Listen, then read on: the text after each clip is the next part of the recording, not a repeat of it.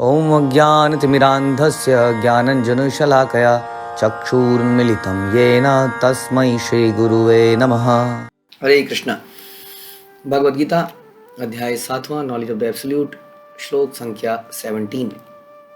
तेषां ज्ञानी नित्य युक्त एक भक्ति विशिष्यते प्रिया ही अज्ञानिना अत्यर्थम अहम सा च मम प्रिय।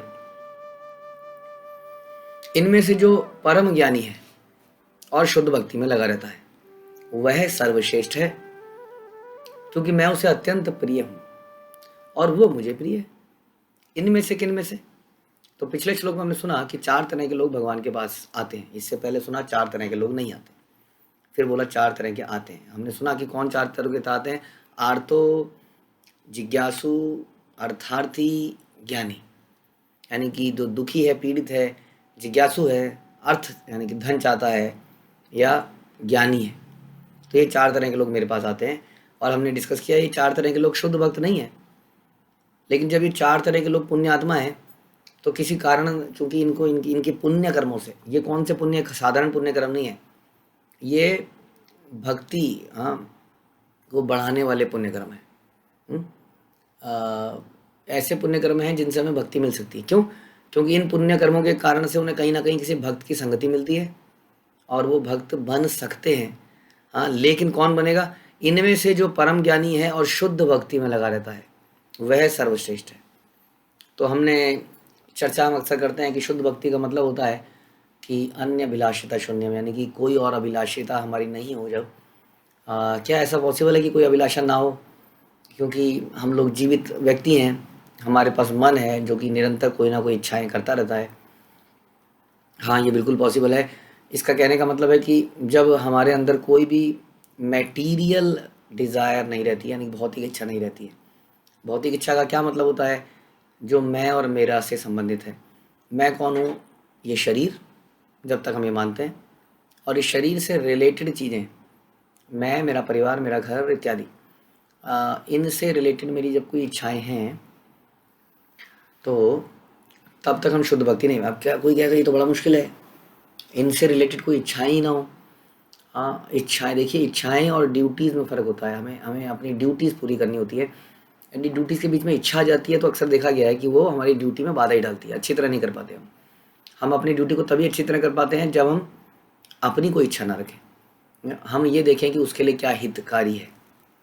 तो ड्यूटी हो गया। अब इस ड्यूटी को ही अगर हम कृष्ण भावनामृत तरीके से निभाते हैं तो ये ड्यूटी आध्यात्मिक बन जाती है, ये डिज़ायर्स आध्यात्मिक बन जाती है। तो कहने का मतलब है हमें अपनी भौतिक डिज़ायर्स ख़त्म करनी है, आध्यात्मिक डिज़ायर ख़त्म नहीं करनी है। क्योंकि जैसा हमने डिस्कस किया, जब तक मन है तब तक कोई ना कोई आध्यात्मिक डिज़ायर या कोई ना कोई डिज़ायर रहेगी।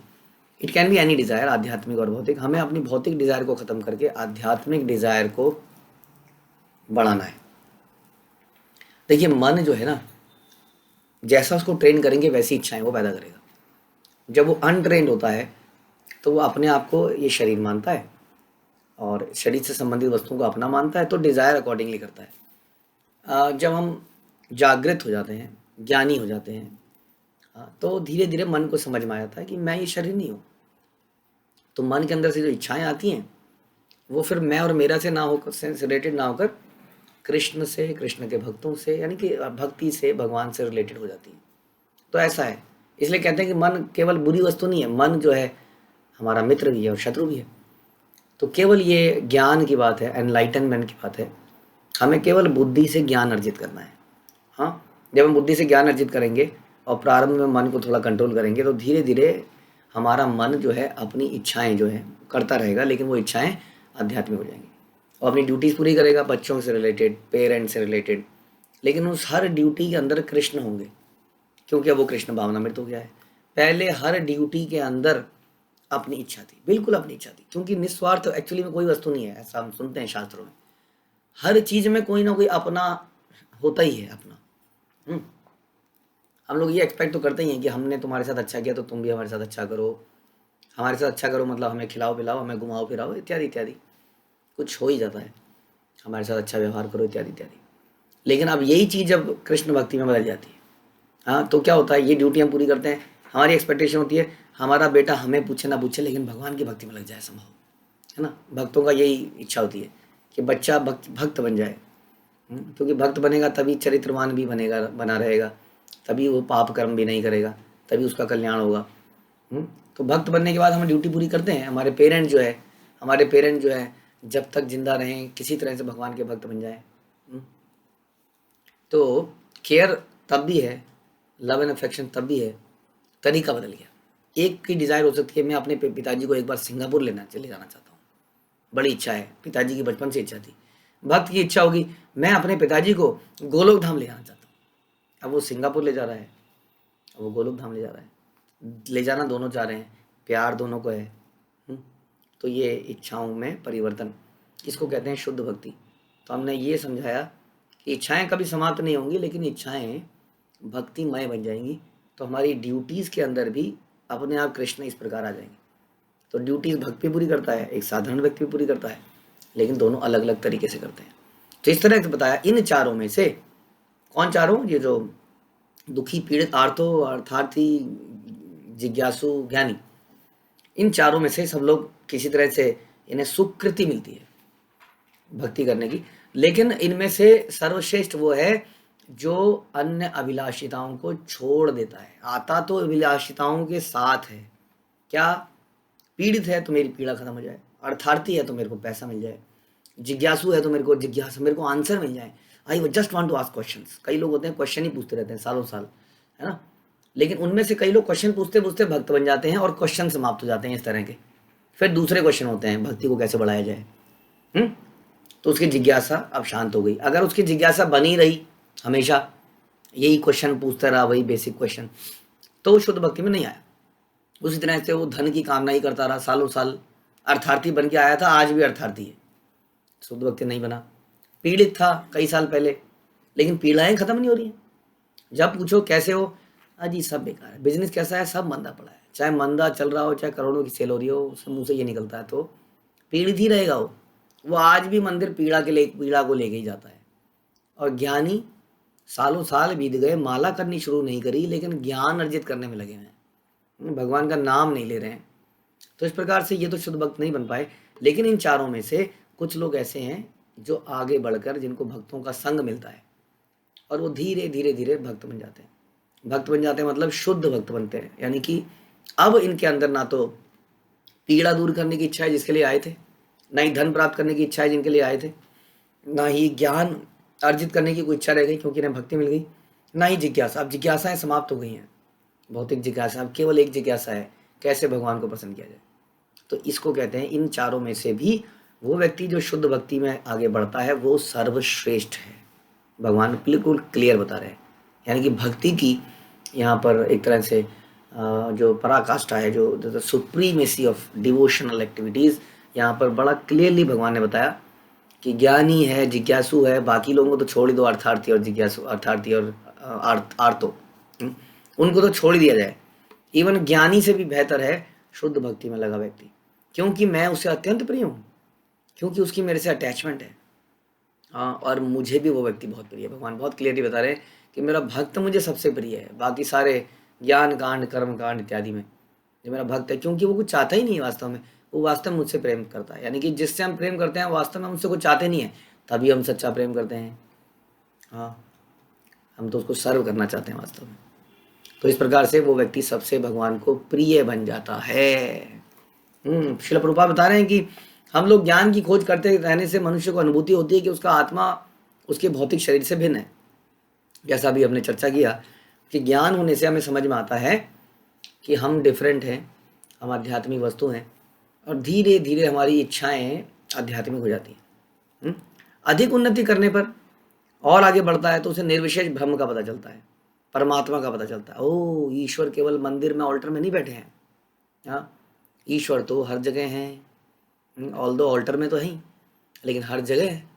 हाँ, तो उसको निर्विशेष ब्रह्म का पता चल गया।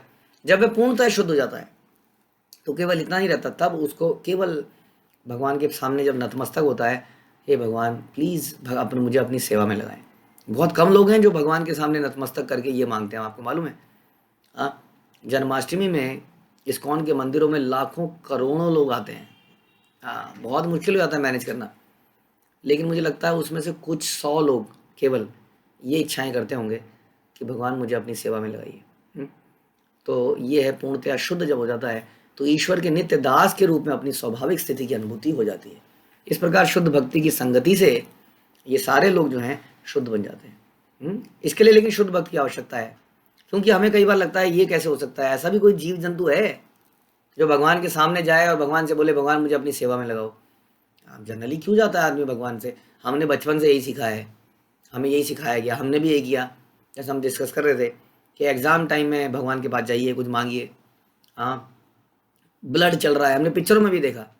हाँ, ब्लड चल रहा है, वो कहता है अब तो दवा नहीं दुआ ही कुछ कर सकती है। और फिर गाना चल रहा है 10 मिनट का, और वो जा रहा है पता नहीं कहाँ सीढ़ियों पे चढ़ के इधर उधर घंटे बजा रहा है। तो हमने बचपन से देखा ही यही है, पिक्चरों में बचपन में सिखाया यही है कि भगवान के पास कब जाना है, जब कुछ प्रॉब्लम हो। इसलिए जब वो शुद्ध भक्त के पास आता है तब वो देखता है तुम मंदिर, जैसे कई बार हमारे भक्तों की शादी होती है तो शादी से पहले बताते हैं कि भैया देखो जी ये हमारा लड़का जो है ये ऐसे ऐसे धोती कुर्ता पहनता है, ये ऐसे ऐसे पूजा पाठ करता है, ऐसे ऐसे माला करता है। वो कहता है हाँ जी हाँ हमारी बेटी भी तो भक्त है, हाँ जी हाँ ठीक है जी बढ़िया है। उसके शादी के थोड़े दिनों बाद भी बेटी कहती है पापा मुझे ऐसा लग रहा है कि मैं मंदिर में रहती हूँ, दिन रात यहाँ घंटे बजते रहते हैं। वो कहेंगे जी हमने तो पहले बताया था। वो कहता है जो आपने बताया था पूजा करता है, आपने ये थोड़ी बताया था कि पूजा ही करता है। तो इस प्रकार से ये अंतर है संसार में। जो शुद्ध भक्त है उसका जीवन का पर्पस यही हो जाता है भगवान की सेवा, लेकिन वो सेवा करने के बावजूद अपनी ड्यूटीज़ को परफेक्टली निभा पाता है। क्योंकि हम देखते हैं हमारे भक्त जो हैं बड़ी बड़ी नौकरियों पे हैं, बड़ी बड़े पोजीशंस में हैं, बहुत बड़ी बड़ी बिजनेस चला रहे हैं।